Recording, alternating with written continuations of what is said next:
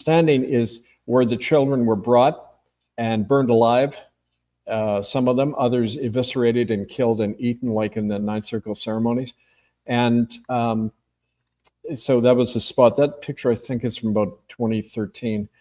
But it's, you know, an example of one of the witnesses. That's Tos in one of our interviews. Her testimony is actually up online. You can see it on YouTube, amazingly enough. But this is an example of what we're looking at. Now, let me go into some of the new evidence that the prosecutor has kind of vetted and allowed to be released. We can't name specific places or individuals' names at this point, but one of the pictures I did put up there is a place we can mention. It's called the Schloss Hollinghofen. It's a castle near Arnsberg, Germany. And it's where the German eyewitness, this woman, nope, that's the Vancouver Club. We'll get to that. That's in Canada. That's another Ninth Circle site. That's we've got. Oh, I think I found it. I think I found it. That's it. The Schloss Hollinghofen. Now, our German eyewitness said she was taken there as a young child many times because she was born and raised in the cult. And you see, they kill the eldest child of the family, sponsoring family, and then they use other children. They call them the goats that lead the sheep to the sacrifice. And it's interesting they use those terms, goats and sheep. It's not only out of the Bible, but MKUltra experiments in America and other places used exactly that same expression. That sheep are the people they use in the experiments, and the goat are the family members who lure them in and compromise them to be so that they can use. So that's what we mean by this infrastructure around it. It isn't just a bunch of loonies. They've got a whole system in place to protect them, legally, politically, and every way, religiously.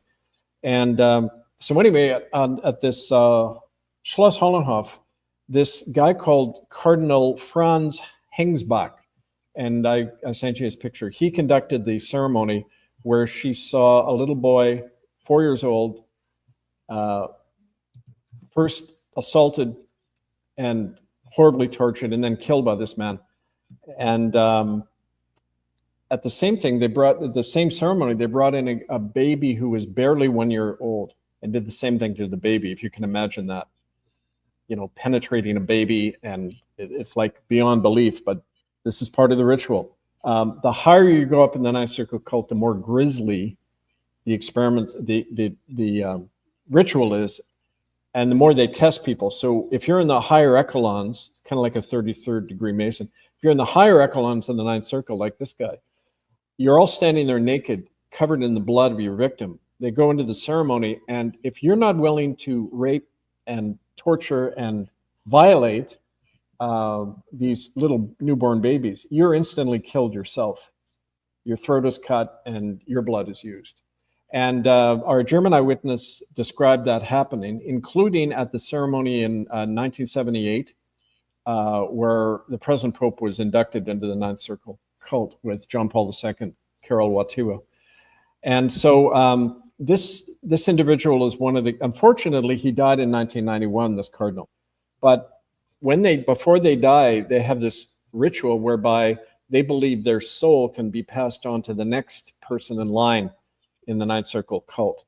And they did this ceremony, and we can't release the name of the person he passed it on to, but it's another high Roman cleric, also from Germany.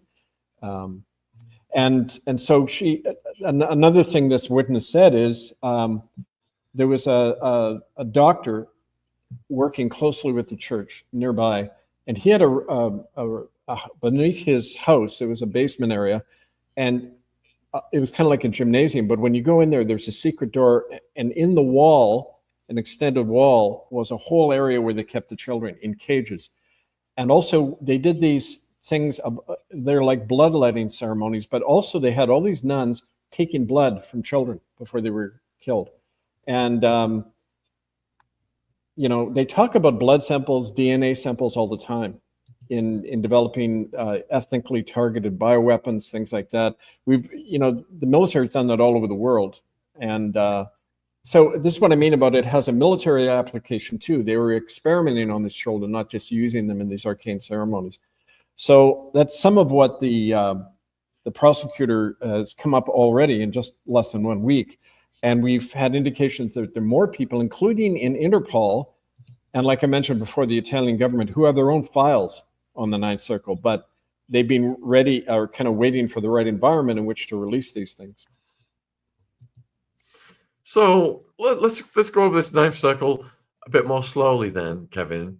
Yeah. When was it first introduced, the Ninth Circle? Vatican records describe it being formed in the time of the Jesuits in the 1500s. And the Jesuits using it as a political device to control popes, cardinals, and kings and politicians all over Europe.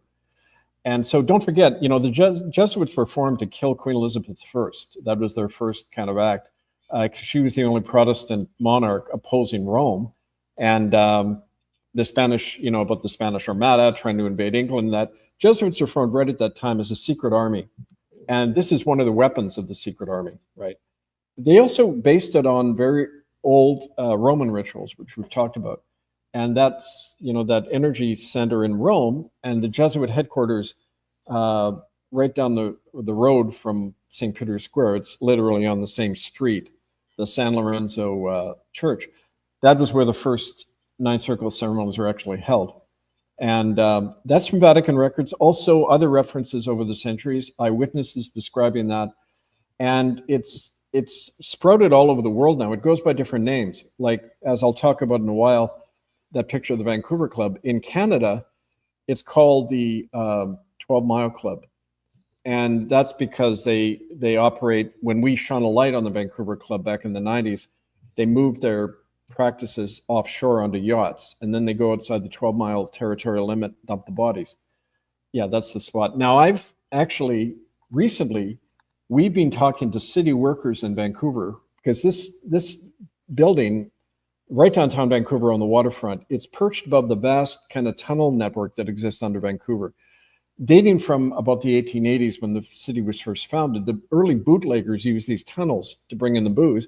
But then later, the government and the churches and that took it over, because all of the major churches run right along that axis, along what's called Burrard Street. It's like an energy line. And all these, you know, churches, we began to protest that. No wonder the police began to get very paranoid and started making arrests when this happened, when other people began protesting, because it's right at the center of kind of demonic activity in Vancouver. Now, we have interviewed people who came out there of that at early on a Saturday morning, children who were taken in Friday night, limousines that go to the Squamish Indian Reservation on right across the sound from this building, and brought in. I mean, all of that is in murderbydecree.com. We had that aspect thoroughly documented. But recently, these city workers have agreed to take our investigators down into the tunnels right under that Vancouver Club. One of these guys whose testimony I heard was too scared to talk about what they had found down there. But, you know, based on past experiences in these tunnels, you know, it'll be undoubtedly linked to these sacrificial rituals and the kind of thing that the other witnesses have described in Europe. So you said then that they lifted the term from Dante's Inferno, and just to expand on that, it says here, the ninth circle of hell, the deepest and most horrifying, is a frozen wasteland reserved for traitors. The circle is divided into 4 subcircles, each with a specific type of betrayal. Those who dwell here are frozen in a lake of ice, with the depth of their immersion determining the severity of their punishment. So whose idea was it then? Do you know who originated with? Well, Dante Alighieri, the Italian poet who wrote that in the 14th century, it was interesting. He was actually a confidant of various popes. He was an insider in the Vatican, so he knew what he was talking about. And ironically, you know, in some of the censored writing, which is, he wrote it as a poem in order to conceal as well. So he wasn't killed, but he's referring to Vatican practices. And the most heinous sin is to betray the trust of a child, to betray innocence. either within ourselves or in the world. That's what Satan likes the best. It's in terms of grabbing souls. If you like, the essence of a human being is their innocence, their godlike relation with children and each other. And if you betray that and sacrifice that, you get ultimate satanic power. That's the belief.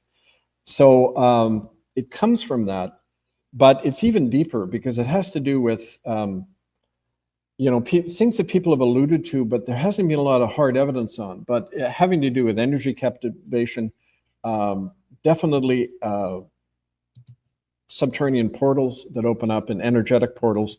One of the Ninth Circle practices in Arizona is near, the Vatican Observatory they have there. Yep. Right. Okay. So it's built right on the land where the Anasazi or the Apache native people say, in their oral traditions, the sky opened many centuries ago, long before the whites came. The sky opened and dragon people came through to subvert and destroy humanity.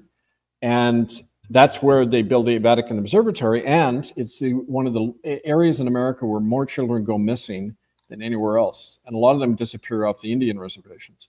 And, we've had social workers who've talked to us. We've had cops who go in there to try to find out about it. And they got shut down by the FBI like that. I mean, it's instant arrest, smear campaign, the usual thing they do, incarceration, all that. So, I mean, that's another piece of it, right? But it shows you how global this thing is. Let me just add a bit more to that then. So the Ninth Circle is dedicated to those who betrayed trust, whether to their families, their countries, or their benefactors. The circle is further divided into 4 rings based on the type of betrayal committed. The first one is Caina, named after the biblical Cain.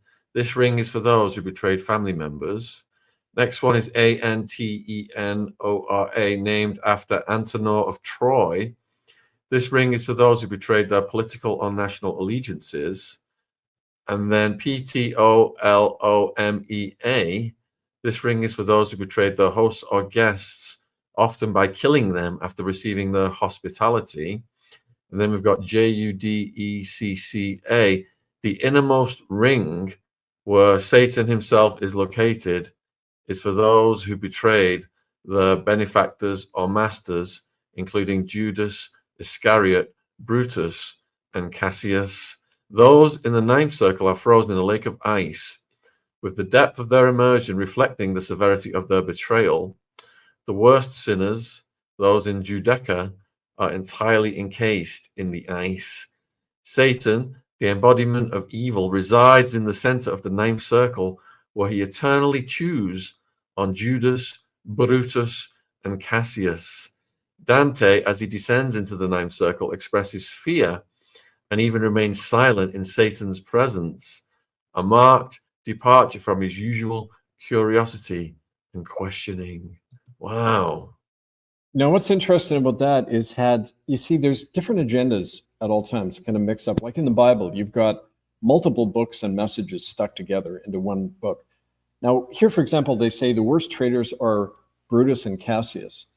Well, they were actually, in the light of history, they were actually the good guys. They were trying to get rid of Caesar, who was trying to have absolute authority, like a pope does, right? So the Vatican agenda is in there to say, don't overthrow a monarch. That's a bad thing, right? And they're going to go to hell. So there's kind of the church message in there, but it's designed to obfuscate and confuse the other message, which is that, you notice, in that, the official account, there's no mention of children. There's no mention of our betrayal of our own soul, like you see. And so you got to pick out the particle of truth and a lot of the fogging that goes around and the institutional kind of message that's in there, which is slaves never disobey your master, never challenge authority, never challenge, a king or a pope or whatever. That's what's in the official kind of Dante or the Infernos, and designed to instill fear in the masses of people and have them keep going to church, right? So you got to separate that from kind of the thread that runs through this, which is that by naming it the Ninth Circle, they're saying we are harnessing the forces of Satan. And that's why, like I mentioned before, the present Pope, when he took his vow as a priest in October 1978, he also took the vow to the Ninth Circle at the same time to serve both. And, that's part of this whole thing. So what year approximately did they incorporate this into the church?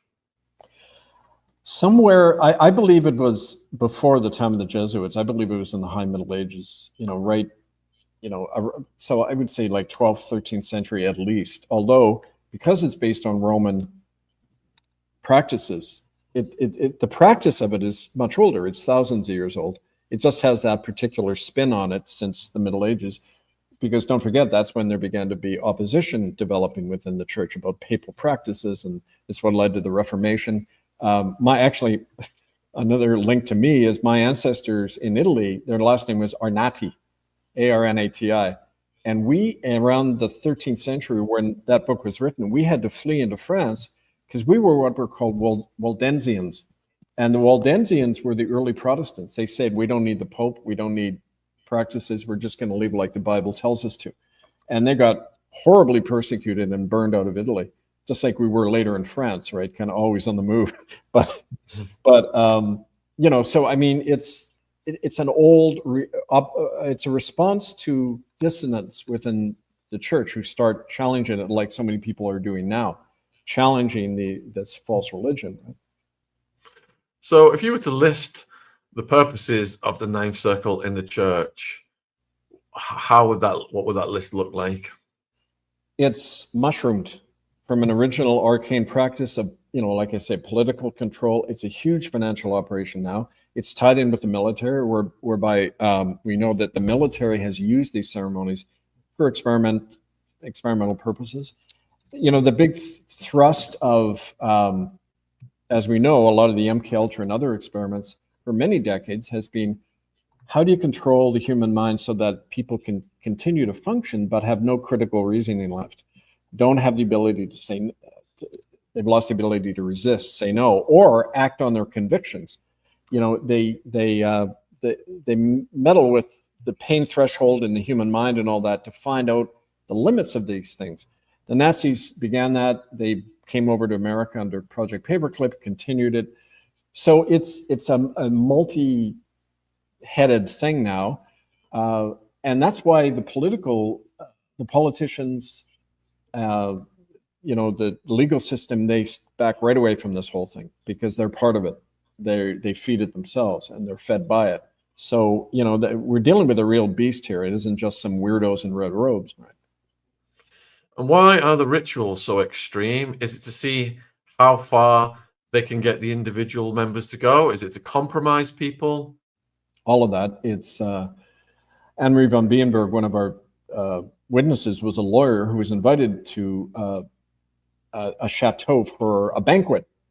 And she shows up and everyone's walking to another room and a lot of them leave and she's left standing there with a kid on an altar, right? And at that point, the door's shut. They film the whole thing. She's compromised, right?